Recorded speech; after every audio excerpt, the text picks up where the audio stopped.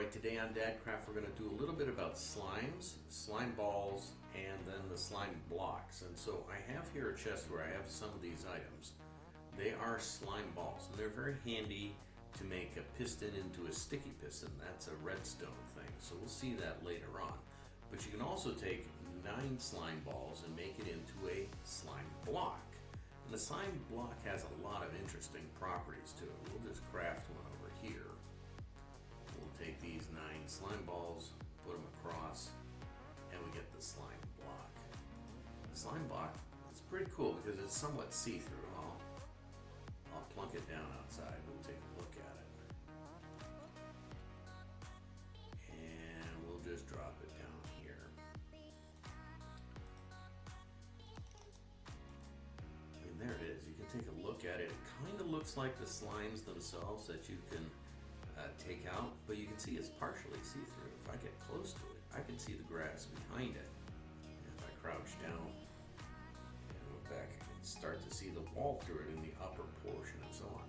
So it's an interesting block. It also has properties that you can see if I jump on it, I'm going to kind of bounce a little. It's kind of an interesting block, and so you slowly settle down on it. If you're going to be in a high up place, you can use slime blocks down below to fall down onto, and you'll bounce up and down on them, but you won't take any fall damage.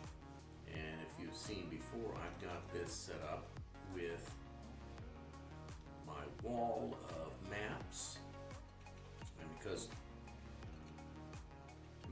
quite often the maps, I'll be looking at them at a higher perspective. I'll fall off the edge of when I'm looking, and I've placed slime blocks down below as a way to bounce when I'm down below.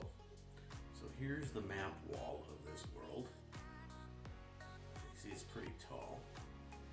Once you go over 4 blocks, you are going to take fall damage. You can lessen that by having feather falling on your boots. But if I'm looking at the map wall and I step past the edge, you can see down below, next to the dog, is a whole row of slime blocks. So if I happen to be looking and accidentally move ahead and off, I will bounce up and down until I come to a stop. And I didn't take any fall damage. But I do move slowly across slime blocks instead of quickly as I would across normal blocks. So there's advantages and disadvantages. You can use them here as kind of a, I don't know, almost like a safety trampoline. That's kind of the idea. And so where do we get slime blocks? Well, I happen to have a slime farm down at the bottom of the world. But where do you put a slime farm? Slimes do not generate as a mob in the overworld everywhere. They will generate in swamps at night best in only certain chunks. They'll generate in other chunks of the game, and just some of them are slime chunks, some of them are not. Now I'll show you what I did down at the bottom of the world. We'll see the area I cordoned off, and then we'll see the actual mob farm for slimes. It's going to be pretty interesting. So let's get down at the bottom of the mine and let's take a look. Alright, we're here down in the deep mine. I've just come through from part of the mine. I've got a room set aside here. This is something I made fairly early on because I wanted to get enough slimes to generate a kind of machine using slime blocks, and we'll see that fairly soon. We'll put that in the redstone section.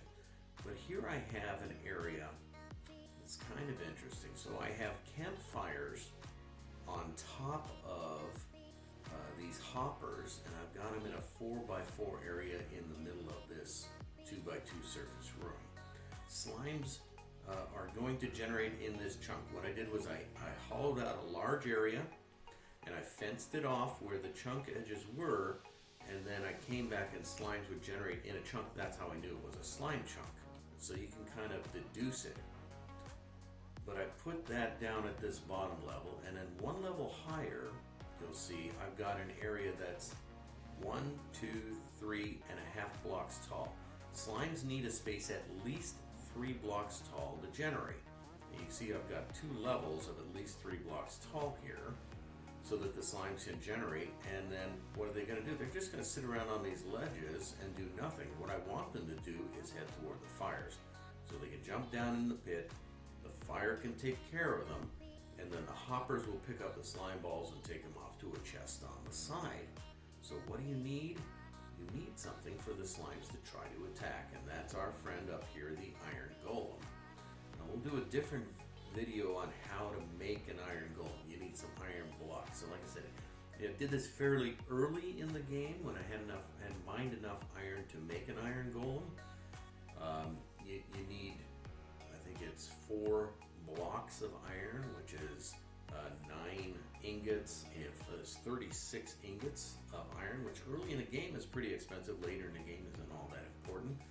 And you need a pumpkin that you can place on top to make them. So that was fun to do, and he's caged in this space, and all he does is walk around all day. But when a slime generates, it sees the iron golem and bounces toward them. And sure enough, it'll bounce until it falls into the trap. The fire will burn it, and then that's the end of the slime. And the slime balls then get collected in a system. We can see this up above as well. So this is where they'll generate on this ledge. They'll hop towards the iron golem and perish in the fire. And then down on the base level, all the hoppers lead to this point to a chest, and oh wow, there's a bunch of slime balls in here. So I wouldn't sit here and wait here. What I would do is I would go out into the mine space, out and behind, and I would do a bunch of mining.